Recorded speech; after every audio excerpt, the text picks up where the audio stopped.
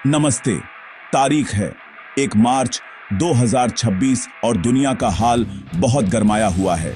क्या तीसरा विश्व युद्ध शुरू हो गया है?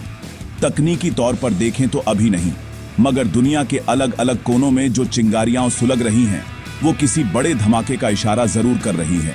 माहौल ऐसा बन चुका है कि हर कोई एक दूसरे को घूर रहा है, अपनी अपनी बंदूकें साफ कर रहा है और बस एक गलत कदम का इंतजार कर रहा है। मध्य पूर्व में ईरान, इजराइल और अमेरिका के बीच जो चल रहा है वो किसी फिल्म की कहानी नहीं बल्कि हकीकत है। उधर पाकिस्तान और अफगानिस्तान के बीच सीधी जंग छिड़ चुकी है और यूक्रेन में रूस की तोपें अब भी गरज रही हैं।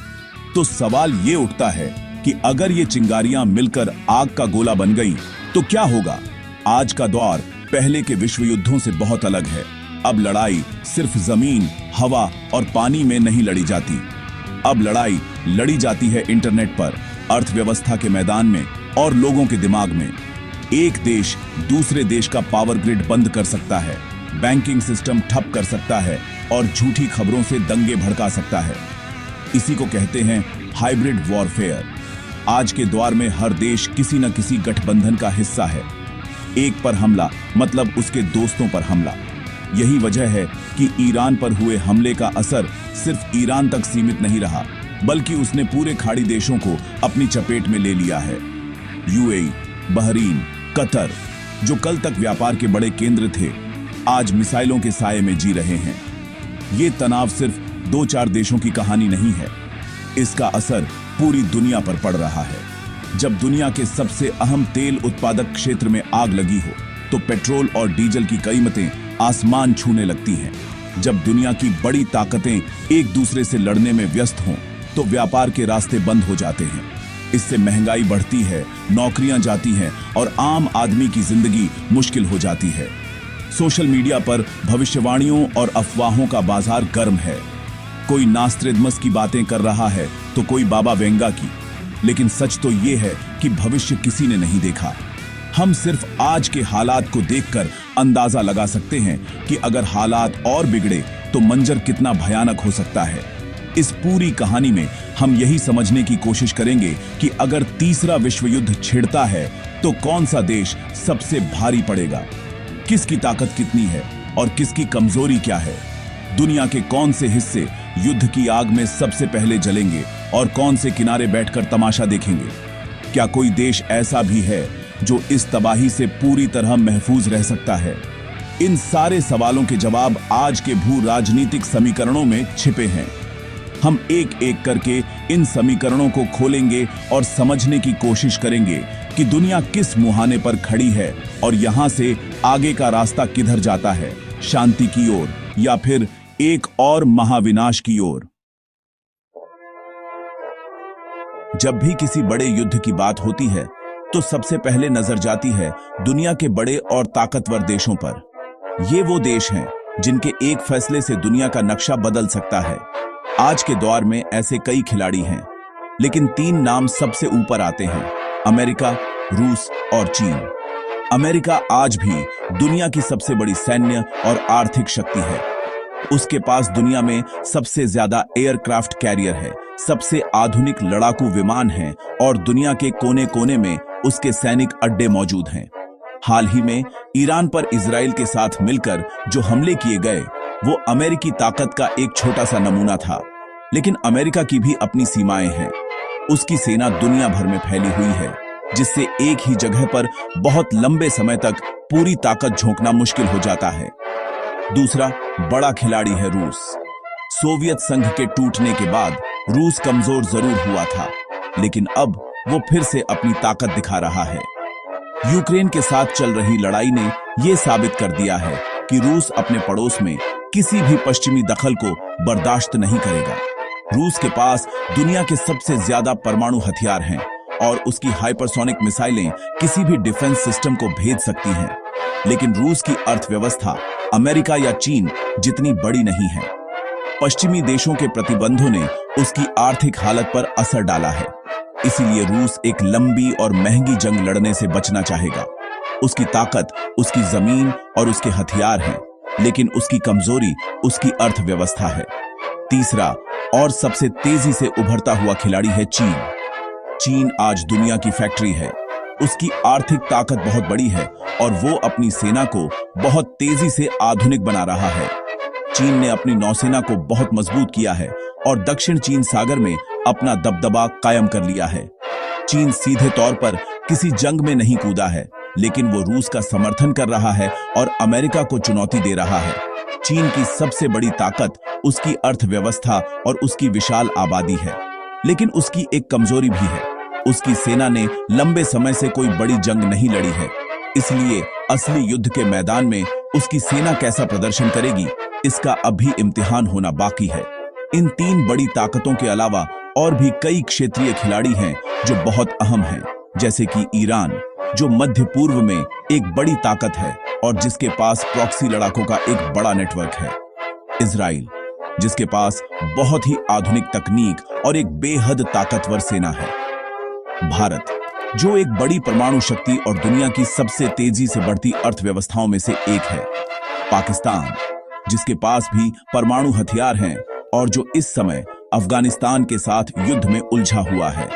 ये सभी देश किसी भी बड़े संघर्ष में एक अहम भूमिका निभा सकते हैं और युद्ध का रुख किसी भी तरफ मोड़ सकते हैं।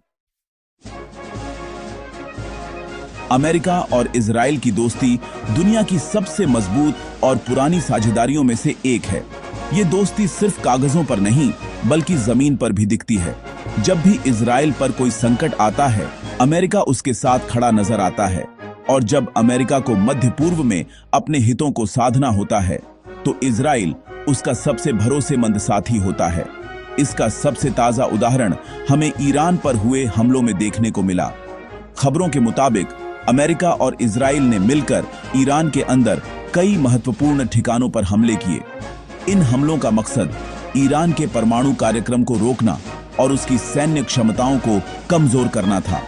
यह दिखाता है कि दोनों देश अपने साझा दुश्मन के खिलाफ मिलकर काम करने से नहीं हिचकिचाते। इस गठबंधन की सबसे बड़ी ताकत है तकनीक और खुफिया जानकारी का साझा होना। इजराइल के पास दुनिया की सबसे बेहतरीन खुफिया एजेंसी मोसाद है, जो दुश्मन के घर में घुसकर जानकारी निकालने में माहिर है। वहीं अमेरिका के पास सैटेलाइट और जासूसी के ऐसे आधुनिक उपकरण हैं जिनसे जमीन पर पत्ता भी नहीं हिल सकता। जब ये दोनों ताकतें मिल जाती हैं तो उनकी पहुंच बहुत ज्यादा बढ़ जाती है। ईरान के सर्वोच्च नेता के दफ्तर के पास हुए हमले इस बात का सबूत हैं कि उनकी खुफिया जानकारी कितनी सटीक थी। यह गठबंधन ईरान और उसके सहयोगियों के लिए एक बहुत बड़ा सिरदर्द है, क्योंकि उन्हें एक नहीं बल्कि दो ताकतवर दुश्मनों का एक साथ सामना करना पड़ रहा है। लेकिन इस दोस्ती की कुछ सीमाएं भी हैं। अमेरिकी खुफिया रिपोर्ट्स में यह बात सामने आई है कि अमेरिकी सेना ईरान के खिलाफ सिर्फ 4-5 दिनों तक ही बहुत तीव्र हमले कर सकती है। इसका मतलब है कि अगर ईरान ने जवाबी कार्रवाई की और लड़ाई लंबी खिंच गई तो अमेरिका के लिए मुश्किल खड़ी हो सकती है। अमेरिका की सेना पहले से ही दुनिया के कई हिस्सों में तैनात है और एक और लंबा युद्ध लड़ना उसके लिए आर्थिक और राजनीतिक रूप से बहुत महंगा पड़ सकता है। इजराइल भले ही अपनी रक्षा करने में सक्षम हो, लेकिन वो चारों तरफ से दुश्मनों से घिरा हुआ है। एक लंबी लड़ाई उसके संसाधनों पर भी भारी पड़ेगी।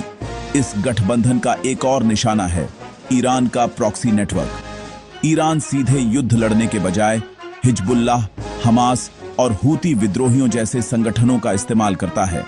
ये संगठन इजराइल और अमेरिकी ठिकानों पर हमले करते रहते हैं।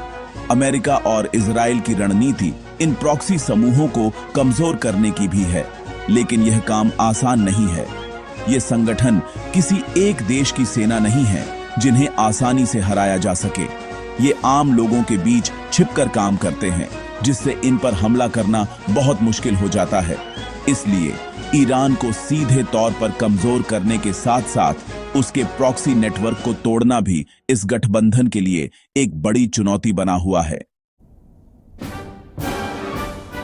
जब दुनिया में अमेरिका और उसके सहयोगी देश अपनी ताकत दिखा रहे हैं, तो दूसरी तरफ रूस और चीन की दोस्ती भी गहरी होती जा रही है। ये दोनों देश एक दूसरे के पुराने साथी नहीं हैं। इनके बीच भी कई मुद्दों पर मतभेद रहे हैं। लेकिन आज दुश्मन का दुश्मन दोस्त होता है वाली कहावत इन पर एकदम सटीक बैठती है। दोनों का साझा दुश्मन है अमेरिका और पश्चिमी देशों का बढ़ता हुआ दबदबा। रूस और चीन दोनों ही ये मानते हैं कि अमेरिका दुनिया पर अपनी मनमानी थोपना चाहता है और वे इसके खिलाफ मिलकर एक नई दीवार खड़ी करना चाहते हैं। यह कोई औपचारिक सैन्य गठबंधन नहीं है, लेकिन आर्थिक और राजनीतिक स्तर पर इनकी साझेदारी बहुत मजबूत है। यूक्रेन युद्ध के बाद जब पश्चिमी देशों ने रूस पर कड़े आर्थिक प्रतिबंध लगाए तो चीन ही था जो रूस के साथ खड़ा रहा। चीन ने रूस से बड़ी मात्रा में तेल और गैस खरीदना जारी रखा, जिससे रूस की अर्थव्यवस्था को एक बड़ा सहारा मिला। बदले में रूस चीन को आधुनिक सैन्य तकनीक और हथियार दे रहा है। दोनों देश मिलकर संयुक्त सैन्य अभ्यास कर रहे हैं और अंतर्राष्ट्रीय मंचों पर एक दूसरे का समर्थन करते हैं। यह साझेदारी अमेरिका के लिए एक बड़ी चुनौती है, क्योंकि अब उसे एक नहीं बल्कि दो बड़े और ताकतवर देशों का एक साथ सामना करना पड़ रहा है। रूस के पास जहां अपार प्राकृतिक संसाधन और सैन्य अनुभव है, वहीं चीन के पास असीमित आर्थिक ताकत और विनिर्माण क्षमता है। यह गठबंधन सिर्फ जमीन पर ही नहीं बल्कि वैश्विक राजनीति में भी अपना असर दिखा रहा है। रूस और चीन दोनों ही संयुक्त राष्ट्र सुरक्षा परिषद के स्थायी सदस्य हैं। इसका मतलब है कि वे किसी भी प्रस्ताव पर वीटो लगाकर उसे रोक सकते हैं। वे अक्सर अमेरिका और पश्चिमी देशों द्वारा लाए गए प्रस्तावों के खिलाफ वोट करते हैं। वे दुनिया के दूसरे देशों को यह संदेश देने की कोशिश कर रहे हैं कि अब दुनिया एक ध्रुवीय नहीं रही जहां सिर्फ अमेरिका की चलेगी। वे ब्रिक्स जैसे संगठनों को बढ़ावा दे रहे हैं ताकि डॉलर पर दुनिया की निर्भरता कम हो और एक नई वैश्विक व्यवस्था बनाई जा सके जिसमें उनकी भी बराबर की हिस्सेदारी हो। हालांकि इस दोस्ती में भी सब कुछ एकदम सही नहीं है। रूस और चीन के बीच ऐतिहासिक रूप से विश्वास की कमी रही है। रूस भी नहीं चाहेगा कि चीन उससे ज्यादा ताकतवर बन जाए और उसके प्रभाव वाले क्षेत्रों में दखल दे। वहीं चीन भी रूस के साथ इतनी गहरी दोस्ती नहीं करना चाहेगा कि उसे पश्चिमी देशों के साथ अपने व्यापारिक रिश्तों को पूरी तरह से कुर्बान करना पड़े। चीन की प्राथमिकता अभी भी अपनी अर्थव्यवस्था को मजबूत करना है, इसलिए यह गठबंधन जरूरत पर आधारित है। जब तक दोनों का साझा दुश्मन अमेरिका है, तब तक ये साथ हैं। लेकिन अगर हालात बदले तो इस दोस्ती की असली परीक्षा होगी। अगर तीसरे विश्व युद्ध की कोई चिंगारी भड़क सकती है तो उसका सबसे बड़ा अड्डा आज मध्य पूर्व बना हुआ है। यह इलाका हमेशा से ही संवेदनशील रहा है, लेकिन हाल के दिनों में यहां के हालात वाकई विस्फोटक हो गए हैं। इस पूरे खेल के केंद्र में है ईरान। एक तरफ ईरान है जो खुद को एक बड़ी क्षेत्रीय शक्ति बनाना चाहता है और उसके पास परमाणु हथियार बनाने की क्षमता है। दूसरी तरफ इजराइल है जो ईरान को अपने अस्तित्व के लिए सबसे बड़ा खतरा मानता है और इस लड़ाई में अमेरिका इजराइल के साथ खड़ा है। हाल ही में जब अमेरिका और इजराइल ने मिलकर ईरान पर बड़े हमले किए तो यह आग और भड़क गई। खबरें तो यहां तक आईं कि एक हमले में ईरान के सर्वोच्च नेता अयातुल्ला अली खामेनेई की मौत हो गई। जवाब में ईरान भी चुप नहीं बैठा। उसने अपने ट्रू प्रॉमिस 4 ऑपरेशन के तहत मिसाइलों की बौछार कर दी। लेकिन ईरान का निशाना अमेरिका या इजराइल नहीं बल्कि उनके सहयोगी खाड़ी देश थे। कतर, बहरीन, कुवैत और संयुक्त अरब अमीरात जैसे देशों पर मिसाइलें दागी गईं, जहां अमेरिकी सैनिक अड्डे मौजूद हैं। यह ईरान की एक सोची समझी रणनीति थी। वह सीधे अमेरिका से टकराने के बजाय उसके दोस्तों को निशाना बनाकर संदेश देना चाहता था कि अगर उस पर हमला हुआ तो पूरा इलाका जल उठेगा। इस घटना ने उन खाड़ी देशों को हिलाकर रख दिया जो अब तक खुद को सुरक्षित मान रहे थे और अपनी अर्थव्यवस्था पर ध्यान दे रहे थे। अब वे भी इस लड़ाई में सीधे तौर पर खिंच गए हैं। ईरान की असली ताकत उसकी मिसाइलें और उसके प्रॉक्सी लड़ाके हैं। प्रॉक्सी यानी ऐसे संगठन जो लड़ते तो ईरान के लिए हैं, लेकिन वे उस देश की सेना का हिस्सा नहीं होते। लेबनान में हिजबुल्लाह, यमन में हूती विद्रोही, गजा में हमास और इराक सीरिया में कई शिया लड़ाके ईरान के इशारे पर काम करते हैं। ये संगठन इजराइल और अमेरिकी ठिकानों पर लगातार हमले करते रहते हैं जिससे ईरान को सीधे युद्ध में उतरे बिना अपने दुश्मनों को परेशान करने का मौका मिल जाता है। जब ईरान पर हमला होता है तो वह इन सभी संगठनों को सक्रिय कर देता है, जिससे लड़ाई एक साथ कई मोर्चों पर फैल जाती है। यह प्रॉक्सी युद्ध मध्य पूर्व को और भी अस्थिर बना रहा है। इस पूरे संघर्ष का असर सिर्फ लड़ाई के मैदान तक सीमित नहीं है। मध्य पूर्व दुनिया का सबसे बड़ा तेल उत्पादक क्षेत्र है। जब यहाँ तनाव बढ़ता है तो पूरी दुनिया में तेल की कीमतें बढ़ने लगती हैं। होर्मुज की खाड़ी, जहां से दुनिया का एक बड़ा हिस्सा तेल व्यापार होता है, ईरान के नियंत्रण में है। अगर ईरान इस रास्ते को बंद कर देता है तो दुनिया भर में तेल का संकट पैदा हो जाएगा। इससे वैश्विक अर्थव्यवस्था को भारी नुकसान होगा। इसीलिए मध्य पूर्व में लगी आग की तपिश सिर्फ वहीं के लोगों को नहीं, बल्कि पूरी दुनिया को महसूस होगी। यह इलाका एक ऐसे ज्वालामुखी की तरह है जो कभी भी फट सकता है और उसका लावा पूरी दुनिया को अपनी चपेट में ले सकता है। अगर तीसरा विश्व युद्ध छिड़ता है तो यह किसी एक देश या एक महाद्वीप तक सीमित नहीं रहेगा। इसकी आग कई जगहों पर फैलेगी, लेकिन कुछ इलाके ऐसे हैं जो इसके सबसे पहले और सबसे भयानक शिकार बनेंगे। इन इलाकों को हम हॉटस्पॉट कह सकते हैं, जहां तनाव पहले से ही अपने चरम पर है। इसमें सबसे पहला और सबसे संवेदनशील क्षेत्र है मध्य पूर्व।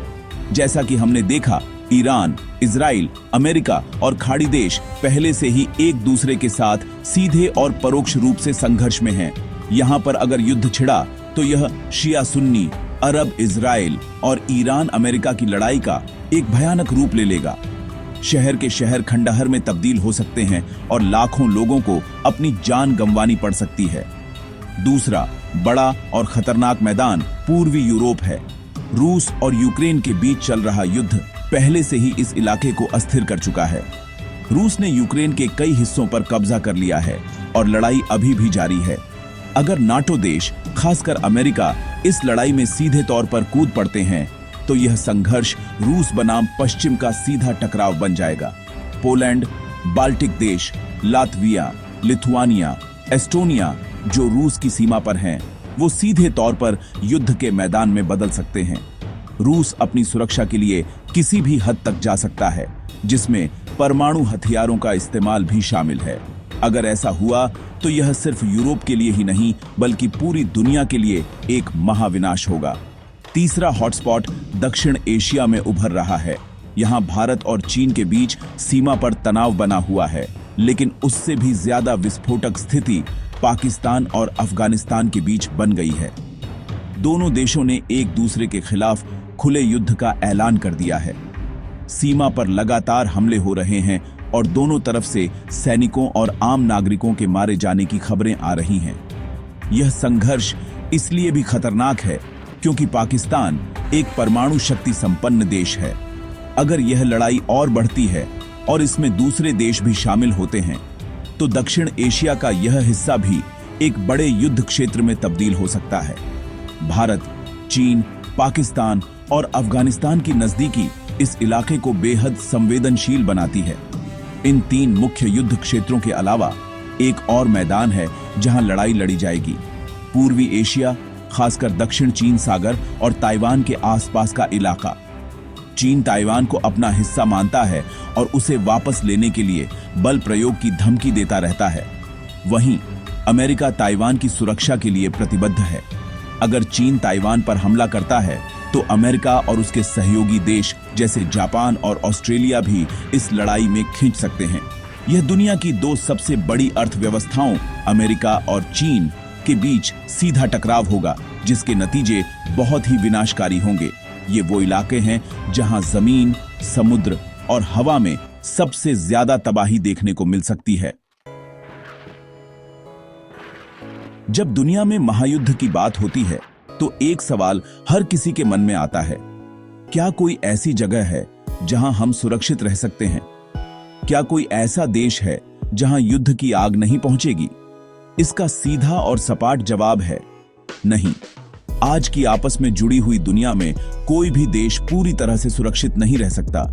भले ही किसी देश पर सीधे बम न गिरे, लेकिन युद्ध के आर्थिक, सामाजिक और राजनीतिक परिणाम हर किसी को भुगतने पड़ेंगे। महंगाई, बेरोजगारी, खाने पीने की चीजों की कमी और शरणार्थियों का संकट किसी भी देश की सीमाओं को नहीं मानता। इसलिए पूरी तरह से सुरक्षित होने का विचार एक कल्पना मात्र है। हालांकि कुछ देश सैन्य कार्रवाई के सीधे असर से अपेक्षाकृत ज्यादा सुरक्षित रह सकते हैं। ये वो देश हैं जो भौगोलिक रूप से दुनिया के बड़े संघर्षों वाले इलाकों से दूर हैं। दक्षिण अमेरिका के देश जैसे कि अर्जेंटीना, चिली या ब्राजील और अफ्रीका के कई देश सीधे तौर पर किसी बड़े सैन्य गठबंधन का हिस्सा नहीं हैं। उनकी दुश्मनी किसी बड़ी ताकत से नहीं है, इसलिए यह संभावना कम है कि कोई देश उन पर सीधे हमला करेगा। इसी तरह न्यूजीलैंड और आयरलैंड जैसे देश जो अपनी तटस्थ विदेश नीति के लिए जाने जाते हैं, वे भी सीधे टकराव से बच सकते हैं। ये देश सैन्य रूप से शक्तिशाली नहीं है और किसी भी गुट में शामिल होने से बचते हैं। इसके विपरीत जो देश सीधे तौर पर संघर्ष में शामिल हैं या बड़ी ताकतों के पड़ोसी हैं, वे सबसे ज्यादा खतरे में हैं। मध्य पूर्व के लगभग सभी देश, Israel, Iran, UAE, Qatar, Saudi Arab युद्ध की जद में हैं। पूर्वी यूरोप में यूक्रेन, पोलैंड और बाल्टिक देश सीधे तौर पर रूसी खतरे का सामना कर रहे हैं। पूर्वी एशिया में ताइवान, दक्षिण कोरिया और जापान, चीन और उत्तर कोरिया की वजह से हमेशा हाई अलर्ट पर रहते हैं। इन देशों के लिए सुरक्षित रहना लगभग नामुमकिन है, क्योंकि वे भू राजनीतिक टकराव के केंद्र में स्थित हैं। इन देशों में रहने वाले लोगों को हर दिन युद्ध के साए में जीना पड़ता है। लेकिन जैसा कि हमने पहले कहा, भौगोलिक दूरी या तटस्थता भी पूरी सुरक्षा की गारंटी नहीं है। मान लीजिए कि स्विट्जरलैंड, जो अपनी तटस्थता के लिए प्रसिद्ध है, सीधे युद्ध में शामिल नहीं होता, लेकिन उसके चारों ओर के देश जर्मनी, फ्रांस, इटली अगर युद्ध में शामिल हो जाते हैं, तो स्विट्जरलैंड को भी शरणार्थियों की समस्या, व्यापार मार्गों के बंद होने और आर्थिक मंदी का सामना करना पड़ेगा।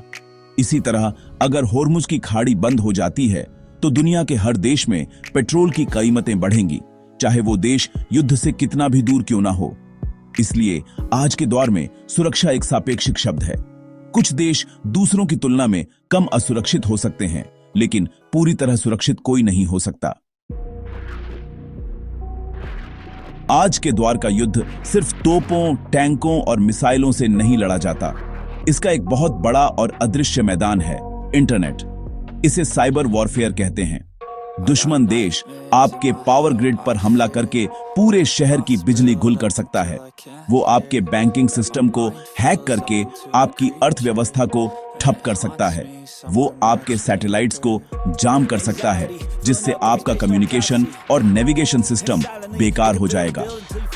यह युद्ध का एक ऐसा तरीका है जिसमें कोई गोली नहीं चलती, कोई धमाका नहीं होता, लेकिन नुकसान बहुत बड़ा होता है। ईरान, रूस, चीन और अमेरिका जैसे देश साइबर हमलों में बहुत माहिर माने जाते हैं और वे लगातार एक दूसरे के सिस्टम में सेंध लगाने की कोशिश करते रहते हैं। साइबर युद्ध के साथ साथ एक और बड़ा हथियार है आर्थिक युद्ध। इसका सबसे बड़ा उदाहरण हमने रूस यूक्रेन युद्ध के बाद देखा, जब अमेरिका और पश्चिमी देशों ने रूस पर कड़े आर्थिक प्रतिबंध लगा दिए। उन्होंने रूस के बैंकों को अंतर्राष्ट्रीय पेमेंट सिस्टम यानी स्विफ्ट से बाहर कर दिया, उसकी संपत्ति जब्त कर ली और उसके साथ व्यापार करना बंद कर दिया। इसका मकसद रूस की अर्थव्यवस्था को इतना कमजोर करना था कि वो युद्ध जारी न रख सके। इसी तरह अगर अमेरिका और चीन के बीच युद्ध छिड़ता है, तो वे एक दूसरे पर भारी टैरिफ लगा सकते हैं, एक दूसरे की कंपनियों पर प्रतिबंध लगा सकते हैं और सप्लाई चेन को बाधित कर सकते हैं। इसका असर पूरी दुनिया की अर्थव्यवस्था पर पड़ेगा। युद्ध का एक और मोर्चा है सामाजिक और मनोवैज्ञानिक। इसे इंफॉर्मेशन वॉरफेयर या सूचना युद्ध कहते हैं। इसमें सोशल मीडिया, न्यूज चैनलों और इंटरनेट का इस्तेमाल करके दुश्मन देश में अफवाहें फैलाई जाती हैं, झूठी खबरें फैलाई जाती हैं और लोगों के बीच नफरत और डर का माहौल बनाया जाता है। इसका मकसद दुश्मन देश के समाज को अंदर से कमजोर करना और वहां की सरकार के खिलाफ लोगों को भड़काना है। आजकल डीप फेक तकनीक का इस्तेमाल करके किसी भी नेता का फर्जी वीडियो बनाकर उसे बदनाम किया जा सकता है। यह इतना खतरनाक है कि यह किसी देश में दंगे या गृह युद्ध तक भड़का सकता है। इन सब का नतीजा यह होता है कि आम आदमी की जिंदगी सबसे ज्यादा प्रभावित होती है।